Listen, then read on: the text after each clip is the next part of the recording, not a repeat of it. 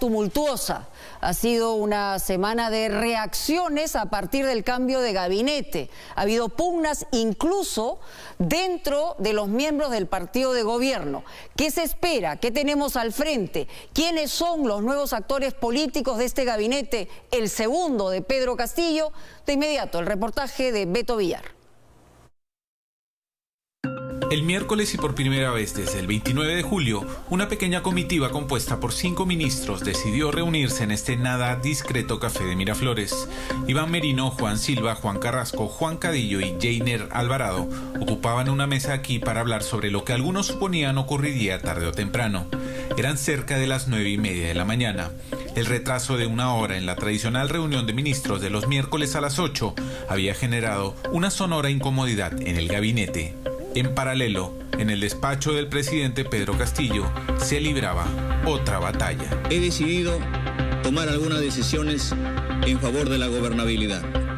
Hemos aceptado la renuncia del presidente del Consejo de Ministros, Guido Bellido Ugarte.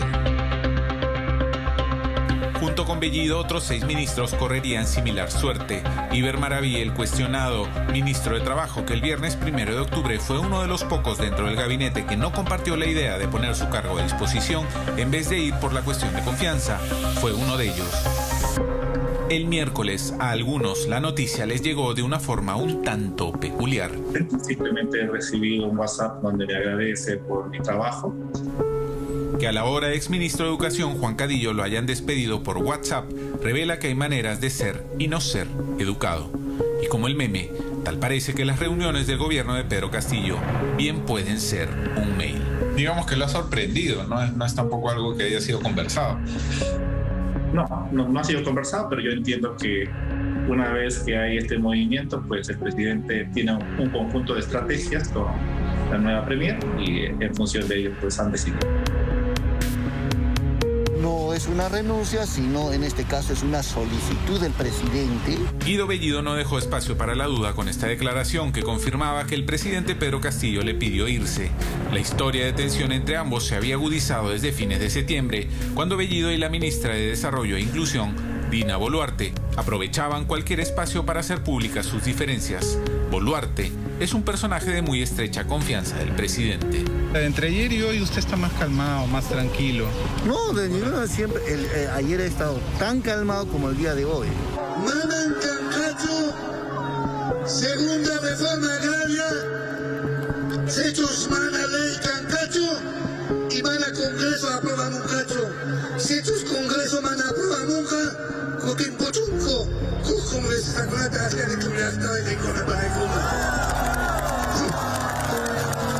Declaraciones como esta de Bellido en Cusco cargaron de tensión el ambiente todavía más. Se planteó a Bellido como o ese engranaje con el Congreso o ese engranaje con el partido. Creo que al final su forma de hacer política desde la confrontación no le permitió hacer engranaje hacia ninguno de los dos lados, ¿no? Hizo que el presidente se aleje del Congreso y en ese mismo proceso que sienta que tenía que alejarse de su partido. Mando juramento a los integrantes de que... La salida del premier Bellido se negoció desde la mañana del martes 5, cuando la congresista de Perú Libre y hoy ministra de Trabajo, Betsy Chávez, visitó al presidente primero sola y luego, por la noche, repitió el plato, esta vez junto a Mirta Vázquez. Esa misma noche, y sin saber aún que su destino había sido sellado, Bellido lideraba la primera reunión virtual de su gabinete. Allí se analizaron estrategias para evitar más conflictos con el legislativo. El hasta entonces premier sugirió retomar la conversación a la mañana siguiente. Ignoraba que en la cancha ahora jugaba de visitante. Sí, juro. Confío en que la señora premier Mirta Vázquez va a poder tender todos los puentes de comunicación, no solamente con la bancada del oficialismo, sino con cada una de las bancadas del Parlamento. Betsy Chávez y Mirta Vázquez trabajaron 14 horas con el presidente el miércoles desde las 8 de la mañana, la hora en que debía empezar el Consejo de Ministros. El resto, la cancelación, el anuncio de la salida de Bellido, los despidos por WhatsApp, son historia. La inestabilidad en un país genera muertes, cuesta vidas, ¿no? Mientras estamos peleándonos políticamente por nuestras posturas, la gente se muere, la gente que no tiene, los más pobres son los que sufren los impactos. Tras un paso calificado por muchos como correcto y conciliador por la presidencia del anterior Congreso, Mirta Vázquez llega al gobierno de Castillo con una misión: extinguir el fuego que encendió Guido Bellido a su paso. Pierde de paso Perú Libre y pierde también su fundador, Vladimir Cerrón. Seguramente Cerrón debe estar recalculando cómo reconstruye su fortaleza política, porque ya no tiene la posibilidad de asumir como suyos los logros que pudiese tener el gobierno, ¿no? Sí hay voces no solo de los congresistas, sino a nivel nacional, de quienes han votado por Perú Libre, de que quien debe asumir la presidencia del Consejo de Ministros debe ser alguien más cercano a Perú Libre. Sea como fuere, desde el miércoles el gabinete Vázquez tiene 6 nuevos ministros. La primera es Betsy Chávez, quizá la más moderada de la bancada de Perú Libre, quien sucede al cuestionado Iber Maraví. Una prioridad es la reactivación económica, creo que en eso coincidimos todos, ¿no? Es más, uno de los lineamientos que nosotros tuvimos era primero hacer la vacunación para todas las personas hasta el 31 de diciembre. Está avanzando muy bien el Ministerio de Salud, Hernando Ceballos, ha hecho un trabajo excelente. Se ha vuelto incómoda para la cúpula del partido, pero aún así, Chávez se siente hoy respaldada. No tengas miedo de opinar, opina a veces de manera discrepante, porque la discrepancia se puede fortalecer. Eso es lo que yo saludo de mi bancada y entiendo que a las otras bancadas vamos a generar los consensos que estamos buscando también, así como la mía, ¿no? Su bancada, no obstante, no parece estar tan atraída por el gabinete. La bancada de Perú Libre no respalda este gabinete. 2 ministros generaron cuestionamientos desde el inicio. El primero es Luis Barranzuela, asignado al despacho del Interior y quien fue hasta el jueves abogado de Perú Libre en el caso de presunto lavado de activos del partido. El segundo es el ministro de Educación Carlos Gallardo Gómez, quien ha sido profesor y decano del Colegio de Profesores. En marzo del 2020, él junto a Pedro Castillo visitó el Ministerio de Educación como miembros de FENATE Perú, el sindicato que Iber Maraví oficializó a fines de julio.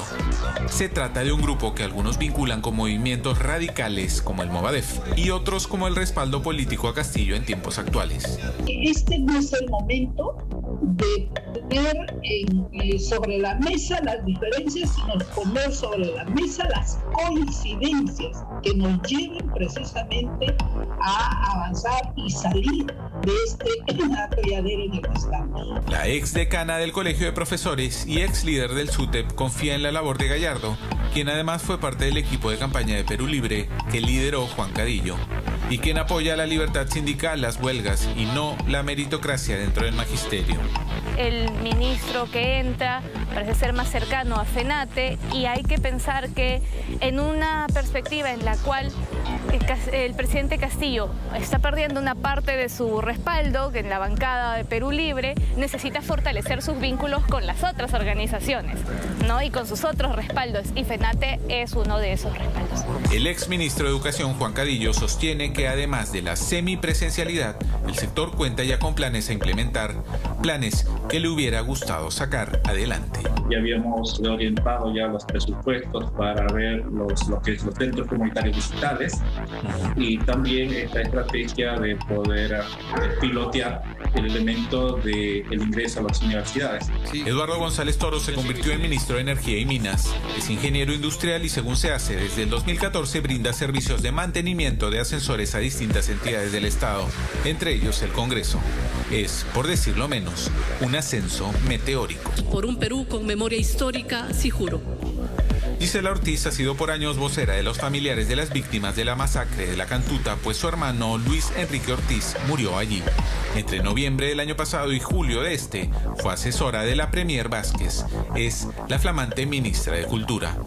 Finalmente, José Incio Sánchez fue nombrado ministro de la Producción, milita en Acción Popular, es ingeniero químico y ha sido director de proyectos de Proinversión. Hay una expectativa muy importante en esto, hay un plan de trabajo ya propuesto. Yo creo que vamos a empezar con este debate y va a ser muy saludable, creo, para todo el país. Mirta Vázquez ha puesto el ojo en la renegociación de los contratos del gas de Camisea y le ha quitado fuerza a un puntal de Perú Libre, una nueva constitución. Ser parte de un proceso no está como uno de las prioridades de este gobierno en este momentito, porque en este momento lo que importa es abordar la pandemia, lo que importa es mirar cómo hacemos que la educación ahora se fortalezca, cómo retornan los niños a clase lo antes posible, cómo hacemos que en nuestro país la gente tenga acceso a algo tan fundamental como la alimentación. Esa es la apuesta en este momento y sobre todo la estabilidad económica. El presidente Castillo no perdió tiempo y al finalizar la semana anunció la continuación de Julio Velarde en el Banco Central de Reserva. En el Callao reforzó el tema de Camisea y luego retomó su habitual silencio. Así están las cosas en el Ejecutivo. Las aguas parecen calmadas, al menos por el momento.